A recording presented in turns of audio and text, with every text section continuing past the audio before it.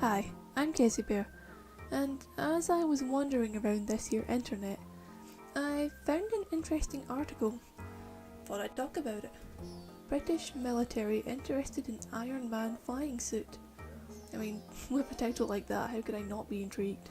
Flying soldiers have been historically confined to science fiction or comic books, but a British inventor may be about to change the course of warfare. Richard Browning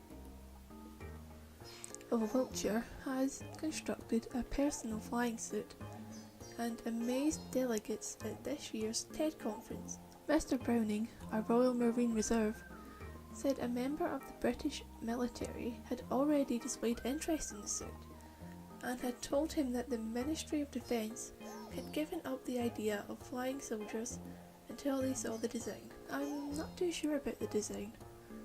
It doesn't look practical for soldiers. I mean, sure, the idea of flying militants sounds really cool, but it also sounds kinda dangerous. Let's say you have a group of these soldiers flying around. By the looks of the design, you got jets attached to your arm. That's gonna make it kinda difficult to hold your gun. For example, the soldiers are spotted by the enemy and they're up in the air flying around. Wouldn't that just make you an easier target? And since the jets are attached to your arms, you'd be unable to defend yourself. It doesn't seem like the most practical design at this point. That's what I'm thinking.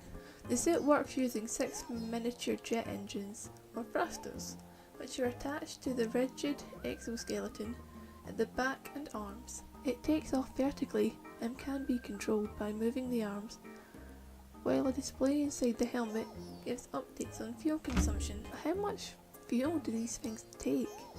And how long do they keep their charge? I'm assuming it's combustible, which raises all kinds of safety risks. Soldiers could burn themselves. Do the jets overheat? Could this flying suit explode in air? I did this entirely for the same reason that you might look at a mountain and decide to climb it. For the journey and the challenge, he told reporters. My approach to flight was, why not augment the mind and body? Because they are amazing machines. So I just bolted on what they were missing. For us. I don't think anyone is going to be going down to Walmart with it, or taking anyone to school for a while. But the team at Gravity is moving it along. Gravity is a startup company, link in the description, and also a link to the full article. It would be pretty cool to see just parents flying their kids around to school in these. Or maybe the police force can utilise it. It'd be like Minority Report IRL. I think of it as a bit like a jet ski, a bit of fun or an indulgent toy, but I do have a hunch that stuff will come along to make it more practical. Like removing the jets from the arms or making it a bit more Iron Man looking. That'd be cool. An army of Iron Men. Mr. Browning said the suit is capable of flying at 200 miles per hour, an altitude of a few thousand feet for around 10 minutes, and insists it's safer than a motorbike. But he does not think that the system is about to go mainstream anytime soon. The idea behind it is pretty cool. I personally don't see it taking off anytime soon. Pun intended. Though the power suit is really cool, and I would like to see its final form. I'm not entirely convinced that flying soldiers is ultimately a good idea. The idea of racing a fighter pilot through the sky like a real Iron Man sounds pretty sweet. Or maybe we can use the power suit to rip off the alien overlord's head and save all of humanity and be crowned king of the universe.